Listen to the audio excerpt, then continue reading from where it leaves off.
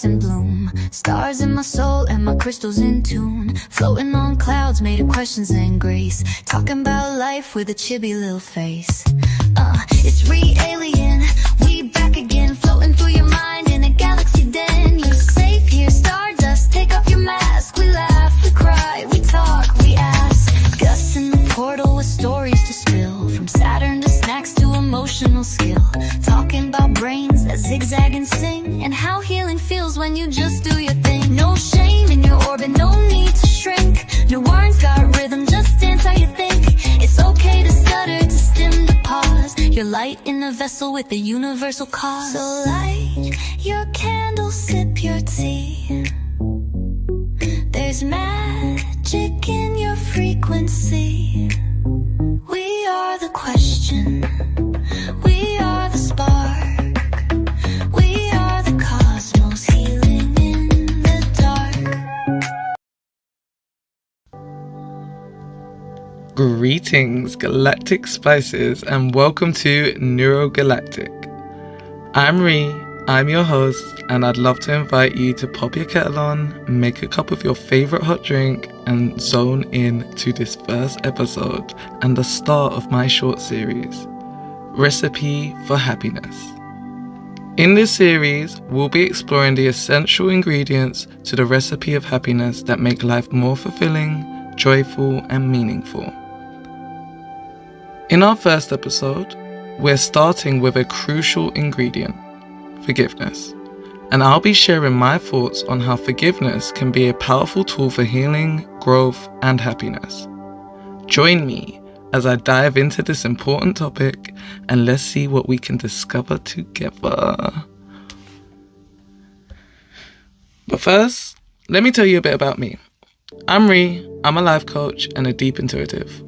I find deep importance on us learning to find balance in our life for our four bodies: our physical body, our mental body, our emotional body, and last but far from least, our spiritual body. I'm here to share stories of my journey in all of my bodies, and boy, what a journey it has been. I'm here to show you how to alchemize your suffering to strength, giving you tips, tools, lessons, stories, affirmations, all of that. Now, I'm a Proverbs babe. I love a good quote, so I'll be sharing some of my favorites throughout the episode on today's topic. I find quotes that make things physical or visual can really help our NeuroGalactic creative minds understand things much better. So you can expect a lot of that in our episodes. In fact, let's start with one I found today. It goes, "To forgive is to let a prisoner free and realize the prisoner was you."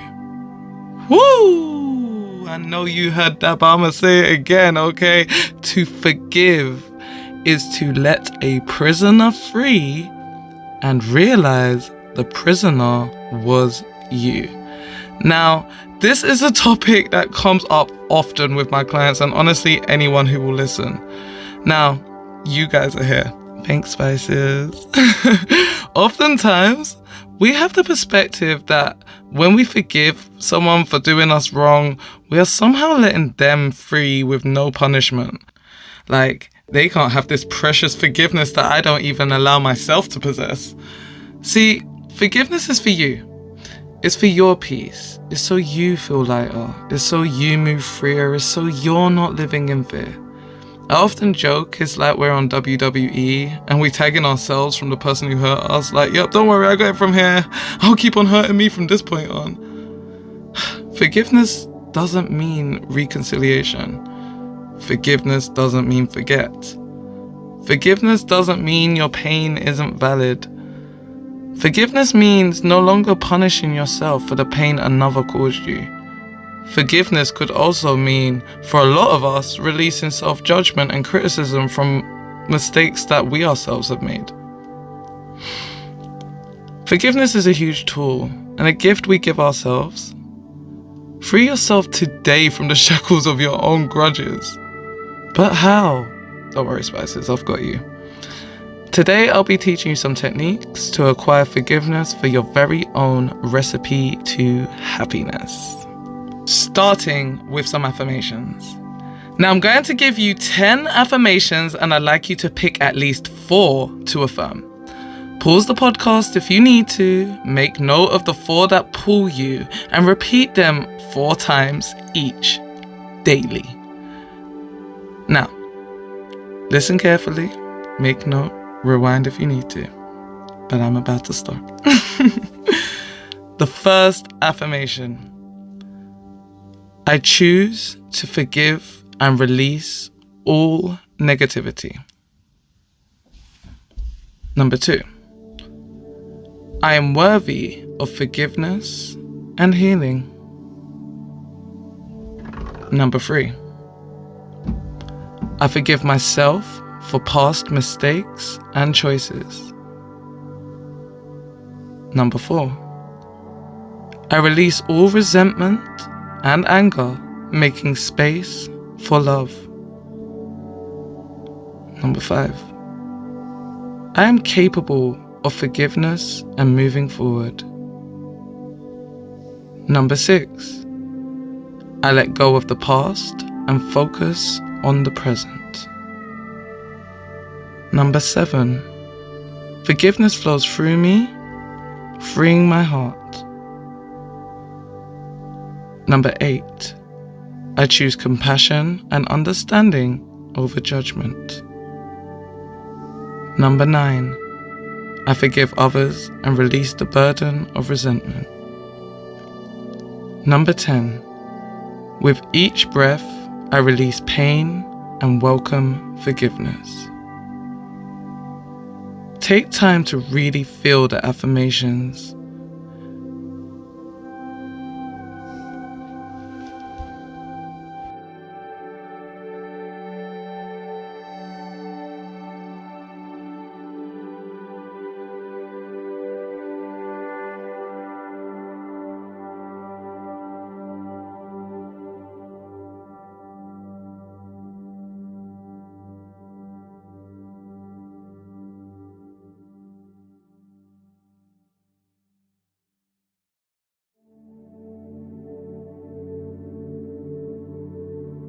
Really feel the affirmations you speak as if they're already how you feel.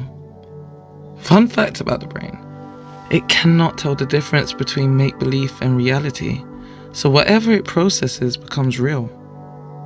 What you speak becomes real. So this is why affirmations are such a powerful tool. Now you may be thinking, but I know that's not how I feel, or I know that that's not real. Okay, smarty pants, that's your conscious mind talking, and we will have many talks about that part of your mind in due time. However, the part that is the most valid in this topic is that of the subconscious mind, the hardest part of the mind to train, as it gives you 0 feedback. Just kind of passively creates your whole perception of life. It decides how you interpret the world, other people, and yourself based off of its experiences. Also, why fake it till you make it can actually be a great tool in retraining your perspective, in progressive ways, of course. Back to the point. You are what you consume. So by working on your subconscious mind in consuming more affirming and progressive information about yourself and your journey, you will in turn become happier, more confident, and more content in being.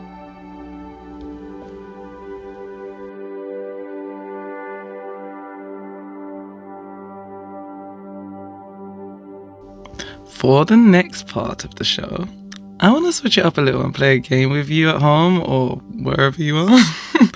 I'm going to ask you a series of spiritually based questions and I want you to play along, make your guesses. And if you're watching this on YouTube, can you let me know in the comment section below how many you got right? The answers will be revealed at the end of the questions. So not after each question, but when I'm done asking questions, and I'll tell you all the answers. We'll go back over it. Yeah, okay, got it, cool. If you're listening on any other streaming platform, can you go over to YouTube and put your answer in the comment section? Appreciate you. Anyways, all right, so here are the questions. All right, so we're gonna start with number 1. Okay, guys, get ready. Are you ready? All right, number 1. Which ancient symbol is often associated with spiritual growth and enlightenment? Okay. Which ancient symbol is often associated with spiritual growth and enlightenment? Cool. Great guess. Alright, number 2. In which Eastern philosophy is the concept of emptiness a key principle? In which Eastern philosophy is the concept of emptiness a key principle? Number 3. What is the name of the Hindu concept of non-violence? What is the name of the Hindu concept of non-violence? Number 4. In many cultures, which element is associated with spiritual renewal, cleansing, and transformation? In many cultures, which element is associated with spiritual renewal, cleansing, and transformation?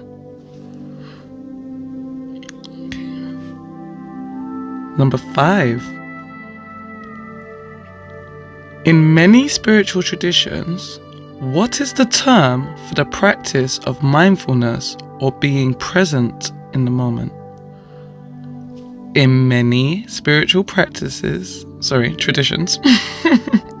what is the term for the practice of mindfulness or being present in the moment?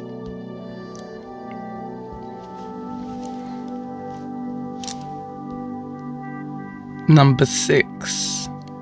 Which spiritual concept refers to the idea that our thoughts and actions have consequences in this life or the next?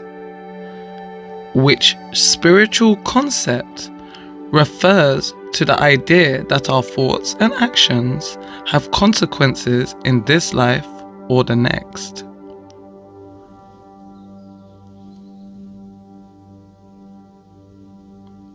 Number 7.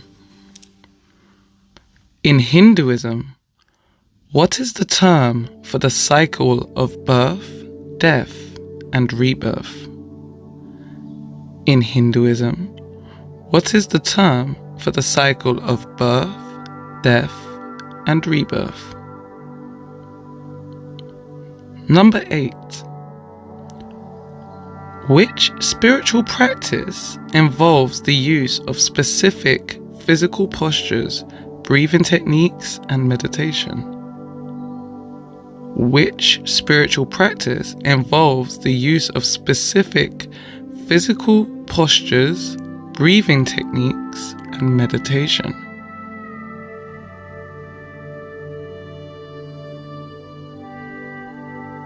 And finally, number 9. What is the term for the spiritual practice of letting go of attachments and desires? What is the term for the spiritual practice of letting go of attachments and desires? Okay, spices. Okay, so don't know, did you pause? Did you have to rewind? Let me know that in the comments as well. Would you give me some feedback? It is the first podcast with you guys. I'm gonna throw you guys the answers now. Just giving you a moment to finish up your last little scraps, getting it all together. Love that for you. So I'm gonna give you guys the answers. If you're ready, boom, boom, boom, boom. Yeah, we're doing our own sound effects. Don't worry, guys. Remember this day. Anyways, the answer to number 1 is the lotus flower. Woo-hoo. The answer to number 2 is Buddhism or Shunyata. The answer to number 3 is Ahimsa. I really hope I didn't butcher that pronunciation. The answer to number 4 is, of course, water. Water. The answer to number 5 is meditation or Vipassana. God loves a trier. The answer to number 6 is karma. Karma, please stop stammering me. Alright, stop. The answer to number 7 is samsara. The answer to number 8 is yoga. And finally, the answer to number 9 is detachment. Or, hear me out. Very yoga. I'm gonna spell this one to you guys, okay? I'll try again. Vairagya. Okay, that's what we're going for, okay? I am gonna phonetically Google this later, find out, see how far off I am. I'm gonna spell it to you guys. It's Vairagya. Okay? You don't give that a go. And if we do have anyone who practices, could you please come and teach your girl how to properly pronounce the word? Because that looks like something I want to say instead of detachment. Now, for those of you who are unaware, we do actually have a Reddit page where you guys can submit your questions, submit your stories too, like your spiritual stories, emotional stories, mental stories, anything about your journey, things you want me to chime in on, things you might want advice on, questions you're curious about me with. By all means, please do find us. It is Realien QA on Reddit. Search Realien QA on Reddit. You can probably even find us through the NeuroGalactic because we've got a few little posts on there already. So searching those keywords, you'll be able to find us. But the links will be in the description as well. So if you're a bit like me and a bit like slow with tech, then yeah, there will be a link that you guys can click on. But from that, I have actually received a few questions, and I'm gonna kind of sporadically answer them throughout the show. But I'll let you know when I'm answering a question that's been submitted. And this one really made me laugh. It literally says, "Why forgiveness? How to forgive? Literally how?" And I just thought that was such a funny way to write the question, and I love that. They also wrote forgiveness, tips to forgive yourself. And those are two topics that I definitely want to get into here. So, as we have already highlighted, why forgiveness, okay? Because we're keeping ourselves as prisoners. We're putting ourselves through an extended punishment from those who have already hurt us. But as this person's mentioned, sometimes we're hurting ourselves as well, and there is that journey of self-forgiveness to go on. Now, the next tool that I'm going to talk to you guys about could be useful for both of these versions of forgiveness that you may need to work through. So tune in, listen, let's go. Now, you may have heard of this one before, and it's one that I preach a lot: journaling. I'm going to give you a few journaling prompts around forgiveness to try and make this a bit easier for you, because I know that generally a lot of us just really draw a blank when it comes to journaling. I often say to my clients or people that I work with that sometimes the easiest way to get into journaling is to literally just commit to it. Commit. I'm going to write myself 2 pages. Right? Now, after you've committed, the next easiest part about it is not putting rules on what you expect to come out. Literally just being as black and white with your thoughts as, I don't know what to write. I told myself I was going to write 2 pages, but I still don't know what I'm supposed to be putting on these pages. Oh God, this journaling feels pretty awkward, whatever comes to mind. Like, literally just write that. I don't know what to write. I still don't know what to write. Even if you write a page and a half of I don't know what to write, I guarantee you, by that page 1.6, you're going to start flowing. You're going to start releasing. You're going to start actually saying things that are genuine thoughts, or things on your mind, or things in your heart space. And just flowing with that, growing with that, allowing yourself to process that. It will become more and more natural the more that you do it. So I really can't recommend it enough. But for those of us that would like to just be a bit more intentional, or, have maybe got a bit of a journaling history, but haven't really used it as a tool for like working on set things, maybe you've been a bit more open and fluid with it, and you're like, okay, I want to use this a bit more. I'm going to give you guys some prompts, and even if it's your first time journaling, you can still do this too. So, the first prompt that I'm going to give you, and please do pause to write these down, is, what does forgiveness mean to me, and how do I define it in my own life? There is no wrong answer to any of these questions. You just need to give your honest one. Just, that's black and white. No one is going to see this. This is yours. Just release it, honestly. What does forgiveness mean to me? And how do I define it in my own life? The next prompt I'm going to give you is, what are some experiences or relationships in my life where I feel like forgiveness is necessary? What are some experiences or relationships in my life where I feel like forgiveness is necessary?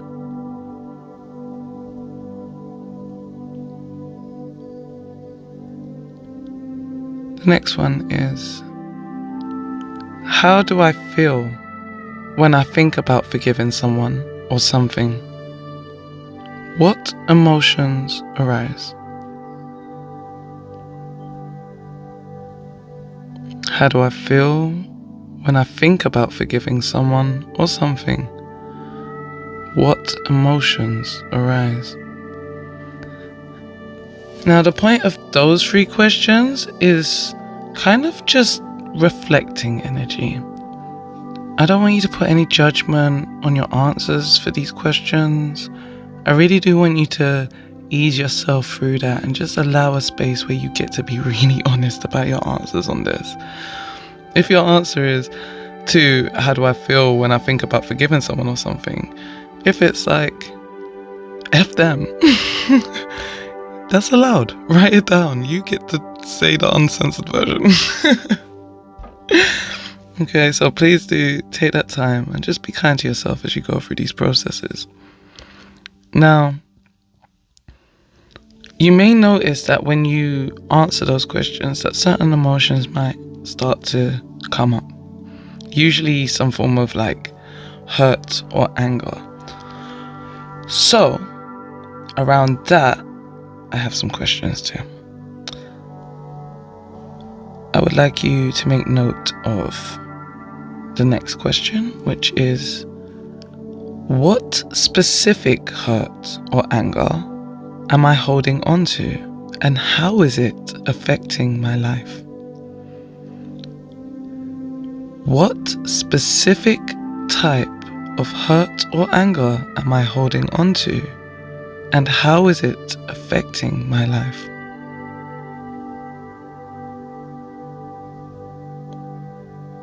The next one.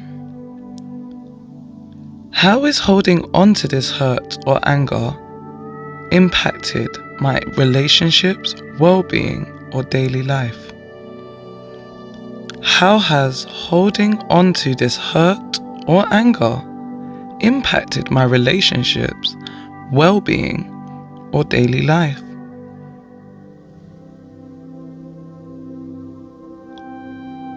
And the third prompt on that is, what would I gain or lose by forgiving this person or situation?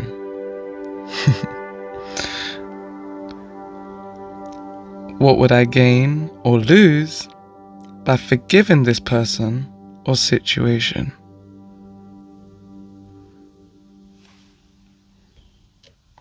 Please be honest with yourself on these answers. Now, I know that even some of us, if I know the bunch that I communicate with and tend to draw to me, we're thinkers, right? So I know a few of us were already starting to answer those questions in our minds. So imagine you were giving yourself the space to truly allow that to be released, to be explored, to be felt, to be seen by yourself.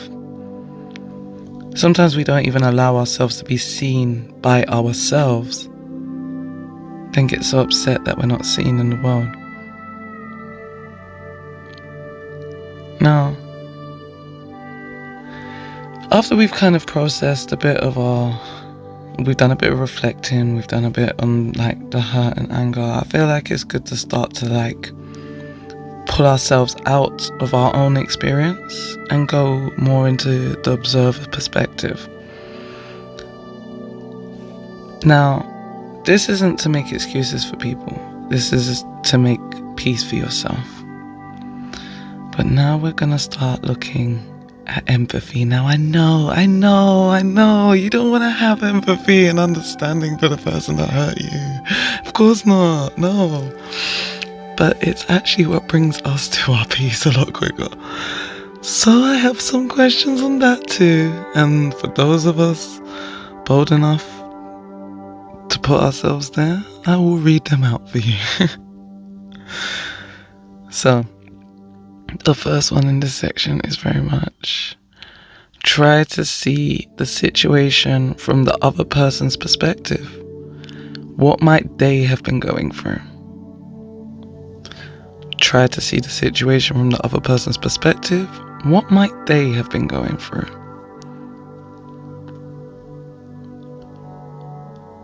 The next one is, what circumstances or factors might have contributed to their actions? What circumstances or factors might have contributed to their actions?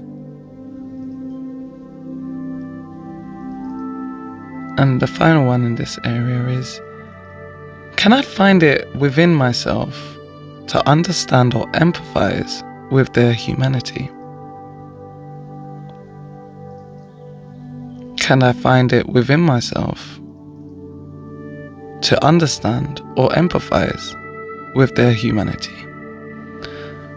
Because this is the important part about forgiveness, is recognizing that everybody F's up, everybody makes mistakes, everybody does messed up things. They're just not always on the same scale of messed up. There's definitely some things in the world that are way more messed up than others, and sometimes we are unlucky enough to experience those things by the hands of others, and that is wrong. But the thing is when we don't forgive, we keep reliving. We relive. We don't release because we're constantly trying to protect ourselves from that pain that we once went through.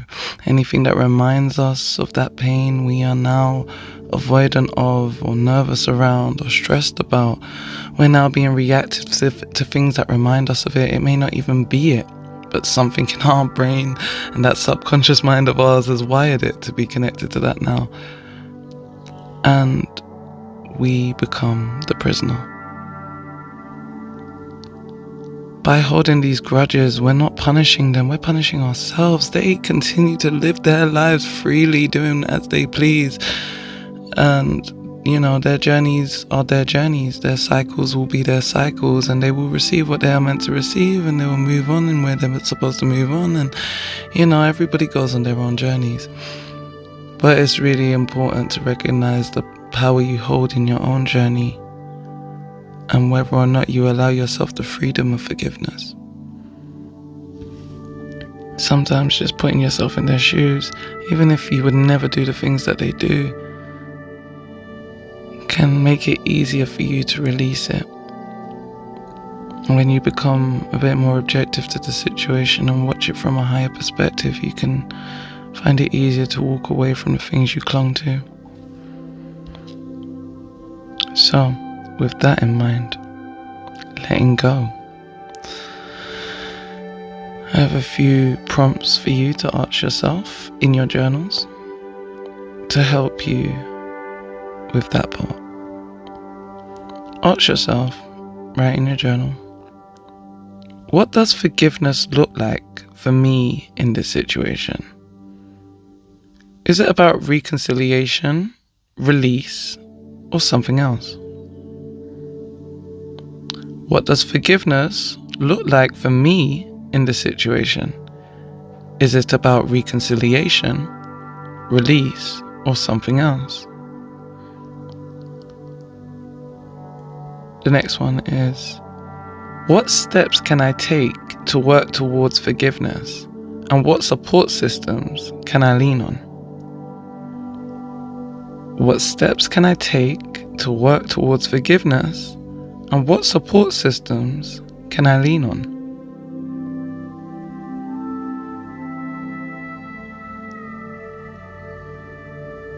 The next one is, how can I prioritize my own healing and well-being as I work through this process?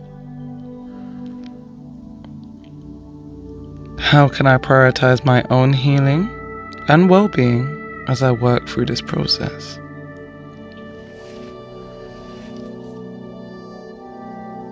Now, these are questions to ask yourself, to put yourself into a space of truly playing it out.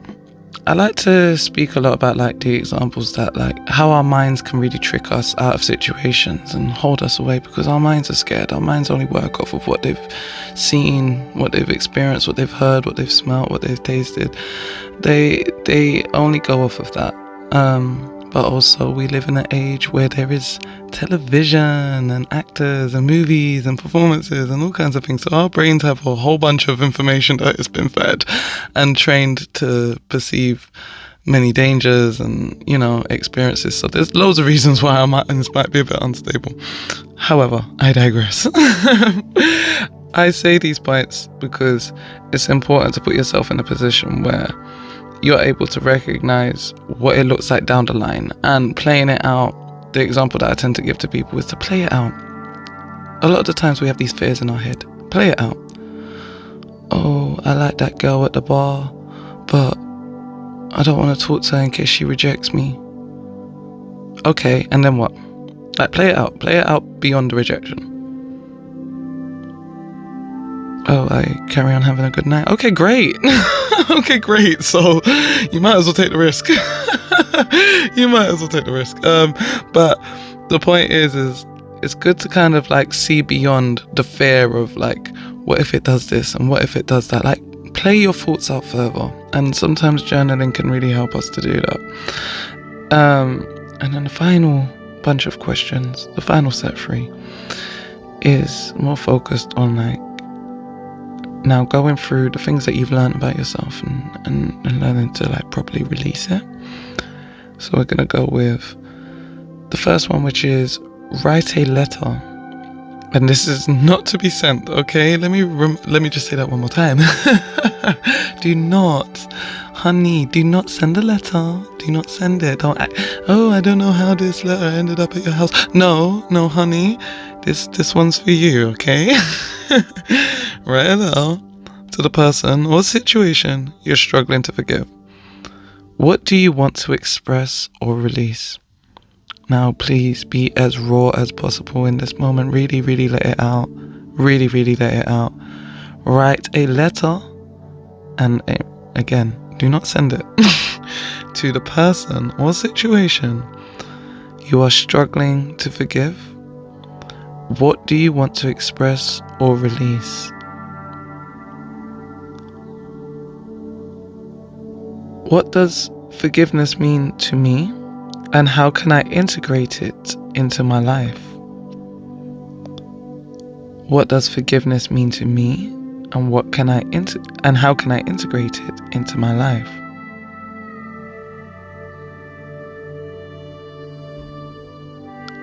Make a note or a list. This part is more just like a list of what self-compassion and kindness look like as you navigate this process. Give yourself some pointers, some tips, some bullet points. And this is honestly, let your heart guide you on those answers. What does self-compassion and kindness look like as I navigate this process? Now, continuing on from the journaling, especially the part where you write the letter to the person or the thing that you're struggling to forgive. I want that letter to be written on a separate piece of paper. Now, you can make a note to write the letter in your journal, but the letter itself, please keep that separate from your journal, because I want you to destroy that bad boy. There are so many ways you can do it, and I know that for so many of us, we may need that physical release to be able to see it, to be able to feel it, okay? And I want you to take that letter and I want you to rip that letter to shreds. I want you to feel it being released from your body.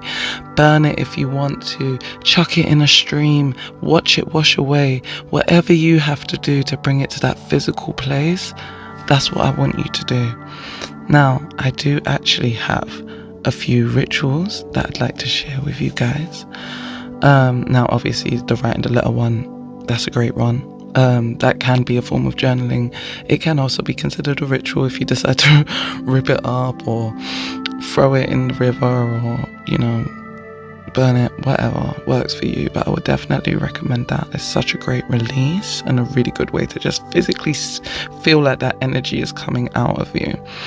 Another one, and especially kind of going back to that question where it was talking about self-forgiveness, mirror work. And I'm talking like you stand in front of a mirror and just look at yourself.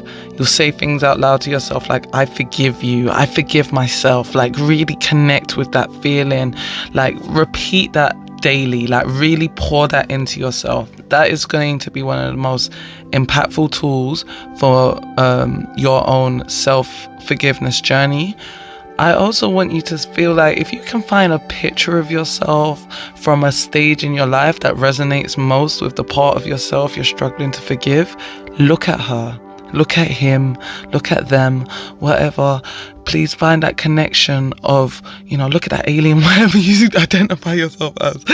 I want you to look at that version of yourself, and I want you to give them the forgiveness that they deserve, because you are them, but you're not their mistakes, okay? And they're not their mistakes. And you need to be able to exist within yourself in a peaceful place. And I really can't recommend just standing in the mirror or talking to a picture of you from that stage in life and honestly just saying, I forgive you. I forgive myself. I love you. I love myself. I hold you. I hold myself. Like, really give yourself that moment. I cannot stress how much of a difference that can make. I also, again, same thing, like one of my favorite things that I like to do, and this was just something that came to me one day and I've been very passionate about repeating this ever since. It's like visualizing the pain coming to the surface of my body. Like, it's this feeling that, like we tend to bury inside or try and avoid or feel really immensely. And it was like, before I went on this journey of forgiveness, I found it so heartbreaking and heavy to carry. And learning to bring that emotional pain into this visualization, like I allowed the pain to become like literal dirt on my skin. Like, I imagined it like my skin was filthy. I watched it as, in my mind, of course, of the dirt raising to my skin, but it was symbolic of the suppression of the grudges I was holding and the pain I was holding. I allow it to come to the surface of my skin, and then I would get into the shower and I'd wash it off. And in my mind, I continued to visualize, and I would say the phrase to myself, I am raising my vibration repeatedly as I showered from head to toe. And I'd cleanse my body, and I'd feel like I was washing away that pain. Another thing that came to me, and I don't know if this is a natural practice or not, but I love the idea of writing the things you want to release on your body. Like, so the same kind of energy, same intention, but write it on your body, maybe with like an eyebrow pencil or something that's easy to wash off. Okay, a lip liner, yeah? Something that's easy. And then get in the shower and wash that off. I love that whole process. I love that whole idea and concept. I have not yet done the words myself, but I can see the power behind it. I would definitely say that things like spending time in nature is one of the biggest things that can be one of the biggest tools and pushes for forgiveness, because when you bring yourself into a place like nature and you allow yourself to get grounded and connected with Mother Gaia, we can see the wholeness of life. We can see the flow of life. We can see the ups, the downs, the food chains, the cycles of life. You see what's sacrificed for something else to gain, and it's never really as black and white as us humans make it. Well, I say us humans, as you humans make it. It's never really that black and white. And sometimes just being grounded and watching and just seeing as the leaves shed from the tree, is that death, or is it making room for life? That decomposition of the leaves now feeds that same tree. It's also beautiful, and even the things that look like the hard parts actually play a role in the beauty. Now that tree grows stronger, even though it's lost its beautiful leaves and they wilt away and turn to dust, they also turn to food and become nourishment, so that cycle can continue. It's never so black and white. Everything has a meaning. Everything has a meaning.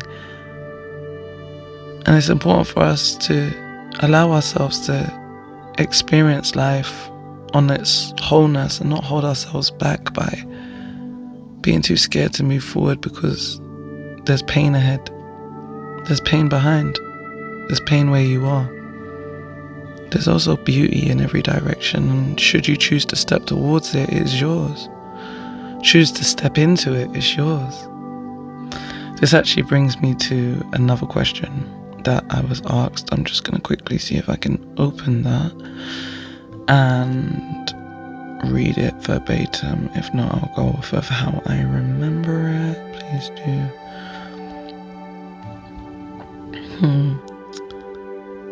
Yeah, so the question was, is happiness really in the now? If so, why should we have goals? And I loved that question. She said, can we just sit where we are and feel happy? I'm happy, but I'd like more money. I am happy, but I'd like to find my passion. I'm happy, but I'd like a car, etc. Am I really happy then? What a thought-provoking and interesting question. Now, to answer the first part, is happiness really in the now? Yes, happiness is in the now, just like everything else. Everything is now. Now is all that exists. There is no yesterday, today, tomorrow. It's just all now. Everything is now, and it's a man-made construct to break it down and segment it. And with things being broken down and segmented, it makes us feel smaller, and it stops us being more believing in more, believing in higher capabilities for ourselves, and that in itself goes against the true desire of the soul, which will tell you it's your birthright to have whatever you wish, that you are having this human experience and you get to speak and create whatever you desire. You get to just believe and it's yours. But we're trained in a society and a lot of practices to kind of be disconnected from that, because we are in a society that is, run off of money and consumerism, and in order to remain someone that consumes, you need to remain someone that feels like they are without. So they trick us to think a lot of stuff. There's a lot of lessons out there to make us feel like we are going without. Marketing is great for all of that. I know I can very easily be convinced at times that I need another pair of shoes. And that's the balance, it's just knowing to go, wait a minute, you almost got me there. But yeah, sorry, I am definitely floating off there. But yeah, is happiness really in the now? Yes, because everything is now. But I would like to add to that, because a lot of us seem to think that happiness is on a pedestal, and I really liked how the rest of your question actually kind of proves that. I'm happy but I'd like more money. I'm happy but I'd want to find my passion. I'm happy but I'd like a car. See, we're trained to think that once we consume and acquire these things, then we'll be happy.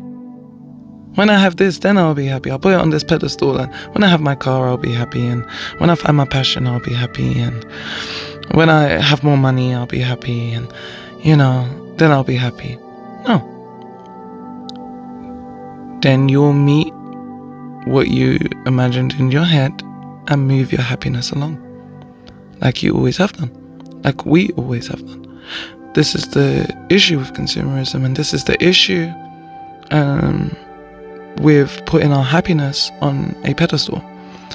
When we believe we have to go somewhere to get our happiness, I promise you will never acquire it. Happiness is work that you do within. Happiness is something that you build for yourself, and you do need a few ingredients for that. I will be sharing what each of these ingredients are with each of the podcast episodes. We will be doing a focus topic on each of them. Depending on if we have a certain talk, it will be between 5 to 6 episodes long, this short series about the recipe for happiness. So today is forgiveness. Next week's will be, I'm actually in 2 minds, so I'm not actually going to tell you. I'm actually not going to tell you. You'll see through advertisements. So make sure you are following me on my social media accounts. I am re_alien on TikTok, re.alien on Instagram, re-alien. I'm re-alien everywhere, guys. Just type in re-alien. You'll find me. So yeah, going back to the question, why should we have goals? Now, there's nothing wrong with having goals. The reason we should have goals is because we don't stop learning until the day we die. We don't become our greatest self in this physical life. We bring ourselves to our highest point of ascension. That's the goal. And because of that, there's always work to do. This life is not linear, and it never will be. There will never be a point where everything's just going to go right. There may come a time where you win the lottery. You win a nice little £20 million. And then your closest auntie dies. There is no way of keeping yourself in a perfect state of bliss constantly. But there are ways to make it a lot easier, and there's a way to make happiness a choice. And how we get there is by acquiring these skills along the way. So why forgiveness? Because it's a major ingredient to happiness. But also because we want to free ourselves. Happiness yeah, you can be really happy, but you need to change your perception of what happiness is. Goals are for you to always develop yourself, to always grow, to always become your better version of yourself. Happiness gets to be with you along that whole journey, should you let it. Happiness is up to you. Will you do the work that's needed? I thought that was a great question. I thought that was a really, really good question.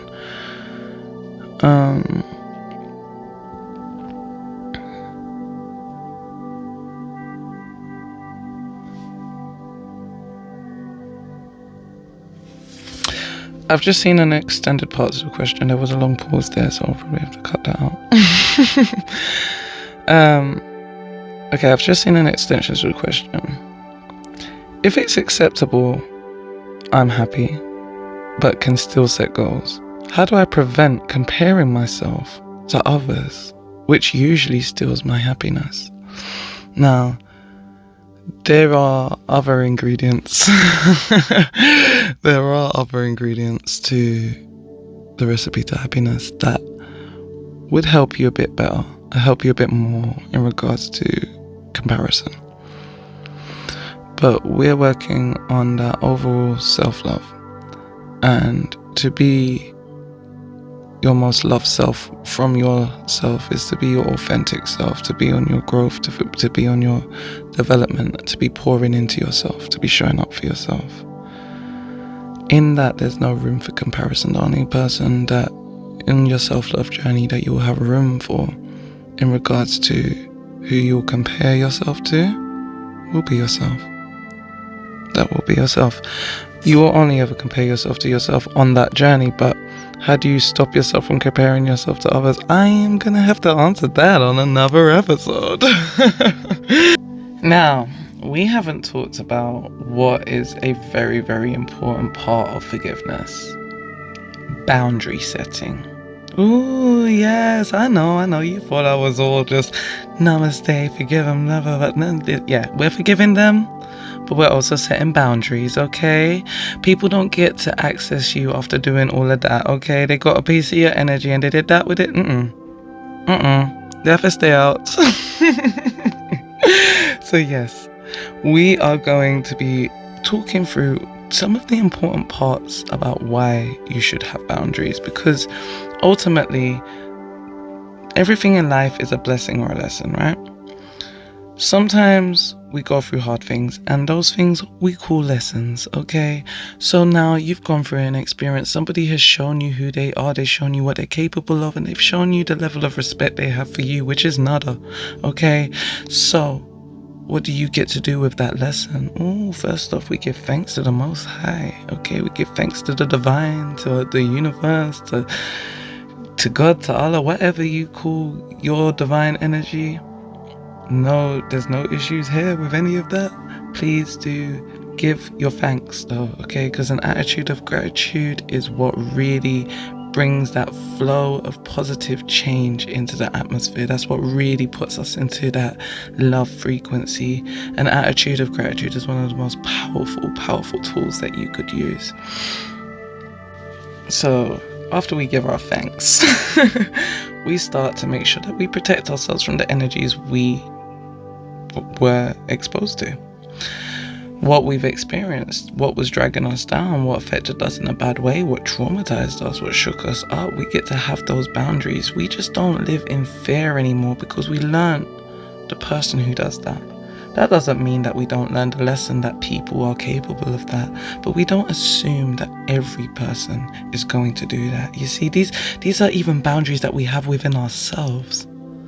We even have to have boundaries within ourselves about how far we're going to let this go, how far we're going to let our belief and our lesson go. Everything that we experience for a reason. Will you allow yourself to learn? Will you allow yourself to take the lesson as it was intended and be progressive with it? Because absolutely everything you have gone through is just a part of your beautiful origin story. Yeah, it's fucking traumatic looking back at it. It's really ugly and painful looking back at it, but it has made you who you are today. Are you going to leave that to be a broken version of yourself, or are we about to step up and level up to our higher selves? Some of us are struggling because we are still very much around people that we haven't forgiven. Some of us have even tried to amend relationships, friendships, partnerships with people we have not forgiven. Some of us are living with people we have not forgiven. Now, you really do need to weigh up. Some of you are laying up, I guess. Our feelings on this, because if it's a place where it's, hey, do you know what, this person actually does deserve my forgiveness, but I'm really struggling with it, then please reference the previous tools.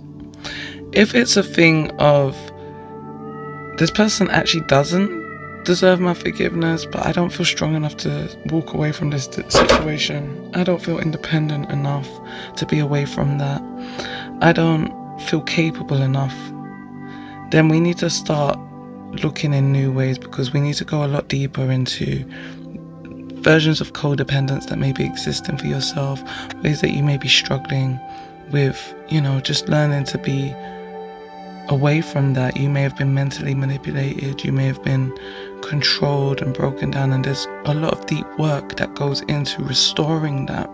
I would recommend things like CBT or DBT, getting some coaching, some counseling, some therapy. I really can't recommend these things enough. Get yourselves into some holistic methods as well, other forms of healing. Maybe you want to get into some meditation, some sound healing, okay, maybe some dance. Like, dancing is so good for the soul, and honestly, any of my clients, I always get them to start dancing. I'm always like, yeah, make sure you're dancing every day. That's a part of your plan, because it is absolutely vital to keep that body moving in any way that you can. It's so enriching for the soul also. But do what you need to do to release that trauma, because those boundaries do need to be set. If this is a serious trauma we're talking about, this is a serious heaviness that we're talking about, and you are still keeping yourself in that energy, this is where I'm going to say to you, baby, we got to switch that up. We got to change that up, okay? That ain't the right space for you, and we got to do what we can to get you out of that, okay? I'm going to be that voice to let you know that ain't it. That ain't it. And you know it. But you don't hear nothing by accident. So if you're hearing this right now and it's resonating with you, baby, that ain't it. Boundaries need to be set. I don't care if that's your mother. I don't care if that's your baby father, your baby well, maybe your baby mother if she's got sole custody, or your baby father if they've got sole custody. But whoever it is, if it's your cousin, your sister, your best friend from when you were 5, I don't care. If they have violated you and shown you a level of disrespect that you cannot forgive, you need to set those boundaries, because you don't deserve to exist in pain every time they emerge, every time you're exposed to that energy, every time you interfere with them. You deserve to go on your own path and towards your own peace. And the only way that's going to happen is if you set the right boundaries. You can't be constantly influenced or in the energy of what hurt you. Boundaries are extremely, extremely important. Cut them off. I want to show you some of the fun facts that I found that forgiveness can have on the physical body. So if you go into a state of forgiveness and you go to releasing and no longer carrying this stuff, here are some of the ways that it affects you physically, okay? So releasing and going into a space of forgiveness, yeah? Some of the fun facts are, 1, quite obviously, reduce stress, okay? Forgiveness can lower cortisol levels, reducing stress and anxiety, okay? My anxiety babes, my cortisol babes, yeah? Forgiveness can help regulate all of that. It can help. Why not? Number 2, improved heart health. What? Studies show that forgiveness can lower blood pressure, heart rate, and cardiovascular risk. Like, forgiveness affects your whole physical heart, not just that feeling that you get with that sinking feeling. Like, your physical heart is affected, guys. Like, we are releasing cortisol, we are releasing like all kinds of stress hormones and feeling anxious and all of that jazz, affecting our heart space. Okay, number 3, a boosted immune system. Forgiveness has been linked to increased antibody production and improved immune function. Forgiveness. Now, guys, this is where I'm telling you, we have 4 bodies and they are so interconnected, and I cannot wait to have a whole podcast just on that. But please understand that all of these things make an impact and cause effect in all of our bodies, okay? 4, pain relief. Forgiveness can reduce chronic pain, inflammation, and discomfort. Like, it's mind-blowing how much these emotional burdens that we carry can affect us in all of our bodies, in our physical body, in our mental body, in our spiritual body, how we can be affected in all of these areas. Number 5, better sleep. Now, I feel like we could have guessed this one. Practicing forgiveness can improve sleep quality, duration, and depth. Yeah? Some of you that's like, I don't get a deep sleep. Maybe you just need to release some of that off your heart, babes. Ever think of that? Number 6, increased oxytocin. Forgiveness is associated with increased oxytocin, often called the love hormone, promoting feelings of connection and well-being. Wow. Now, that is literally the same hormone that we get like when like a baby hugs their mother, or like even when a woman is in labor, it helps like move the labor along. Excuse me, moving a few things around there. Yeah, oxytocin release, the love hormone, we love that. Reduced muscle tension for number 7. Forgiveness can decrease reduced muscle tension. Forgiveness can decrease muscle tension, promoting relaxation and reducing physical discomfort. And you can think about it, if it's triggering cortisol and stress and anxiety, it makes sense, you know, your body would get all tense and out of it. Oh, I should have told you guys at the start of this, drop your shoulders, relax your jaw, uncross those legs, relax. Because I know we got a few stressy bunnies over here. But hopefully by this point you're feeling quite relaxed. We then have for final number 8, which is my favorite number. Another fun fact. Double fun facts for you. Improved mental clarity. Of course. Forgiveness can improve focus, concentration, and mental clarity by reducing rumination and negative thoughts. Look at that. Some fun facts about the benefits of forgiveness. We love that.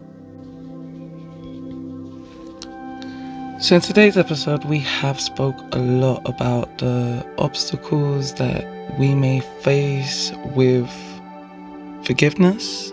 We've spoke a bit on the emotional obstacles, the psychological obstacles. Not much about the social obstacles, which would just really be things like pressure from other people to like not forgive somebody, like, oh, they did this so you can't ever forgive them, and you know, or like feeling like scared of like re-engaging with them. We spoke a bit about that, or maybe even some social expectations around forgiveness. There's all kinds of stuff in that, but we've spoke a bit more about like personal obstacles, like dealing with like struggling to like forgive yourself, and even a little bit of a few little philosophical topics as well. I would just like to just quickly run back through a little bit of that and just give you some strategies for each of those sections. So in regards to like the emotional obstacles, where, you know, we're more in a space of anger and resentment, or hurt and pain, and feeling like scared of being vulnerable, or grief and lost, and all of that sort of stuff. I just want you to remember a few of these tools and tips, and by all means, if you're taking notes, these would be great ones to take. Starting with the emotional obstacles, I want you to just make sure that you acknowledge and validate your emotions always in this, because it is an emotional practice. Forgiveness, it is an emotional cleansing. Okay, so it's important that you recognize your feelings and give yourself permission to process them. That's really, really vital. So always make sure that you hold space for yourself, and also practice like self-compassion. Like treat yourself with kindness, pour into yourself, like give yourself that understanding, give yourself that patience, allow yourself, to go through the healing process like you would if you were holding anyone else you cared for, and then, finally, just really make sure you engage in that emotional release, write, talk, express, like get those emotions out, do some creative outlets, do what you need to do, but please throw yourself into that. Now, there's some psychological obstacles that we do have to consider as well. Okay, like sometimes we are struggling with things like PTSD and depression, heavy stuff. Okay, we have difficulty letting go of the past, or looking back on the past hurts, so we have some avoidance. Maybe we're perfectionists, or like have unrealistic expectations. Maybe we struggle with empathy or understanding others or other people's emotions. Maybe we've got some buried trauma, some emotional baggage. In regards to those kind of obstacles, it's really important to make sure that you're like reframing your perspectives, that go into places where like you can look at things from a new angle, right? Try to see just try and see every situation from like different angles if possible. This would be a good place to start, like trying to get into practicing empathy as well, just so that you can put yourself in other people's shoes. This is just a good way to get yourself out of your mind and your way of perceiving the world. It's just like allow yourself to explore beyond your own experience only. Understand that other people are having their own struggles and people are going through their own experiences, and just consider that as a way that you can make it a bit easier for you to release some of the stuff you may be holding on to, and just focus on your own personal growth. When it comes to these psychological blocks, it's really good to like use the experience as an opportunity for like your own self-improvement. Like, how can I make my life function better, not how can I take more from my life. Okay, now going into like the social obstacles, which like I mentioned would be more like pressure to forgive, or maybe even to not forgive, but maybe even to forgive. Fear of like, reconciling or re-engaging with the person, like social and cultural expectations, like around that, like, oh, you're not supposed to forgive someone if they do this, and you should forgive someone if they do that, and like sometimes there is just that pressure. In regards to the social stuff, this is where the boundaries come right back in, and it's really important, like, as to establish clear limits to protect yourself. Like, you've learned what you needed to learn in regards to danger, but let's not, again, always remember just not to overdo it and be scared of everything. We want to try and find a balance in that. But it'd be good to seek support and talk to people that, you trust, friends, family, a therapist, counselor, whatever.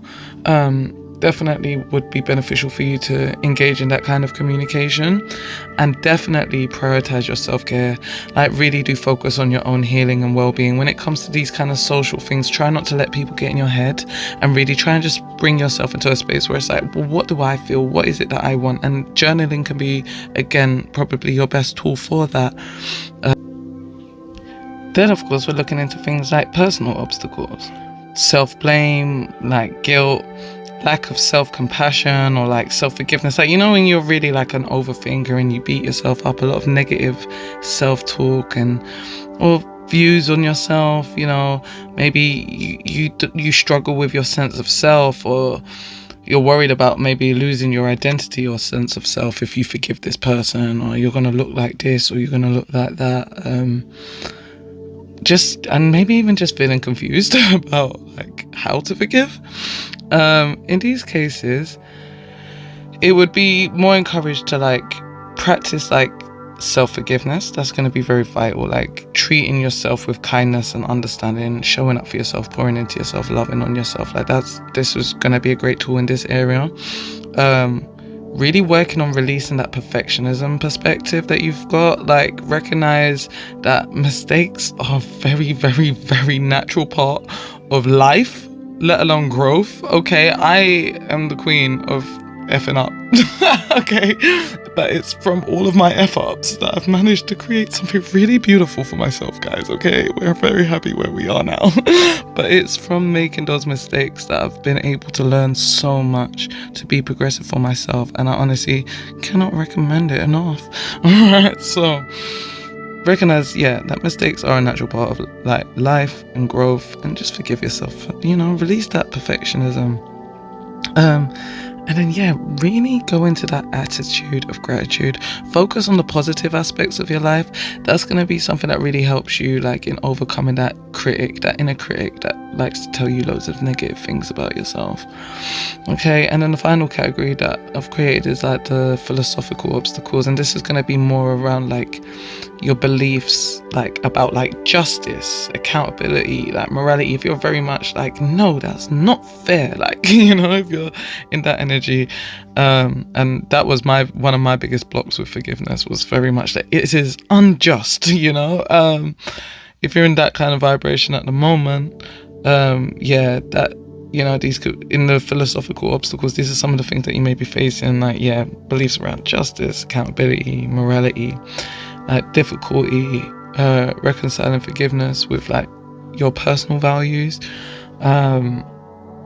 and like just like kind of questions about whether forgiveness is like deserved or earned. That I feel like could be a big block as well. Is like, is it something that you're supposed to earn?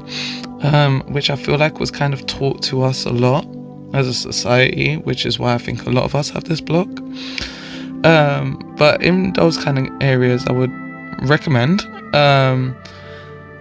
that you explore, like, just working on different perspectives, seeing different ways that things could be existing for you in the world in general. Like, this is another one where it's kind of like, take yourself out of your own personal perspective for a bit and explore what else is out there, balance it out, weigh it out, see where it takes you. This is another one where journaling would be really, really, really beneficial. Like, to be able to like write out your thoughts, feelings, your experiences. This is where it'd be really good for you to kind of just see it, and break it down and get a bit more order. And then creative expression. Like, this is very much like philosophical energies and creative energies. I just feel like are just so perfect for each other. Like, just go and dance, or like do some painting, or do something writing, I don't know, write a story, write a poem, just get into your creative energy. It's just such a good release for those kind of obstacles. Okay, now I'm gonna throw you two more of my favorite quotes, because I was meant to slip one in earlier in the podcast and I didn't, and I do not have the editing skills to do that, so you're just gonna get 2 for 1. Okay.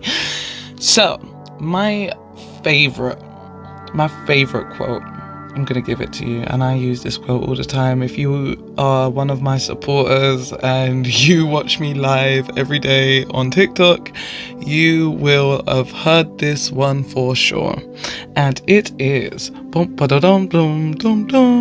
sorry, that was meant to be a drum roll, and I think I got a bit confused along the way, but hey, we are NeuroSpicy and this is what we do. So, hating someone is like drinking poison and expecting them to die from it. What? Sorry for your ears. Hating someone is like drinking poison and expecting them to die from it. If I drop this mic right now,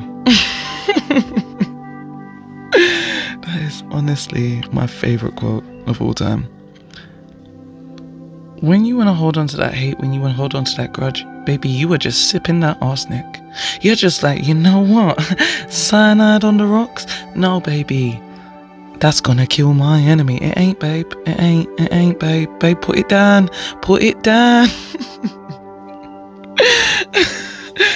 I got a bit into character there. Then, another one of my favorites. Anger is the punishment we give ourselves for someone else's actions. Oh, I told you I was a proverb babe. Proverb. Yeah, we're calling it that now. Proverb babe. Anger is an emotional punishment we give ourselves for someone else's actions. Wow. We love a proverb over here. We love a quote. And I probably shouldn't admit this, but it is 03:33 on the clock right now in the AM. The Ascended Masters are with me, signing out. So beautiful, galactic spices. I love you. Thank you so much for being here with me on my first ever podcast. It has been highly requested by my TikTok community. Thank you for pushing me as hard as you do. Thank you for the support that you constantly give and that I'm sure you're about to give if you're hearing this right now. Thank you for listening all the way through. Thank you for liking, commenting, and subscribing. I really, really deeply appreciate it. As a content creator, it's not easy out here, especially as a baby influencer, which is where I am right now. So strike while the iron's hot, do you know what I mean? Guys, I've had a great time talking to you all. I cannot wait to see you. Well, I can't see you and you actually can't see me at this moment, but I'll be back in a week, so get ready. 'Cause I am ready to party, yeah, grab your coats. Anyways, I'm a bit bad at goodbyes, so, bye!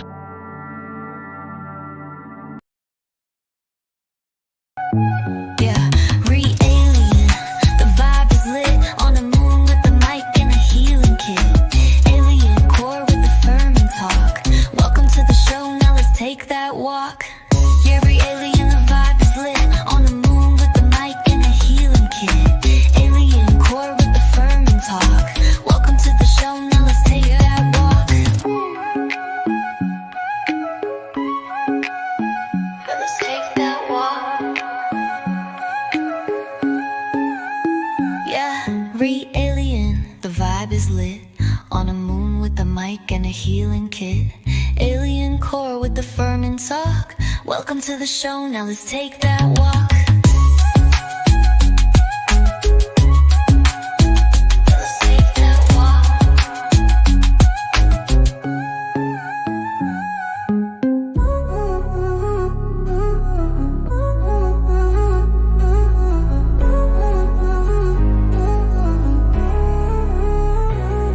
Yeah, re-alien, the vibe is lit, on a moon with the mic and a healing kit.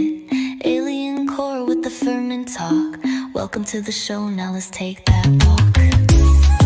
Yeah, re-alien, the vibe is lit, on a moon with the mic and a healing kit. Yeah, alien core with the firming talk, welcome to the show, now let's take that walk.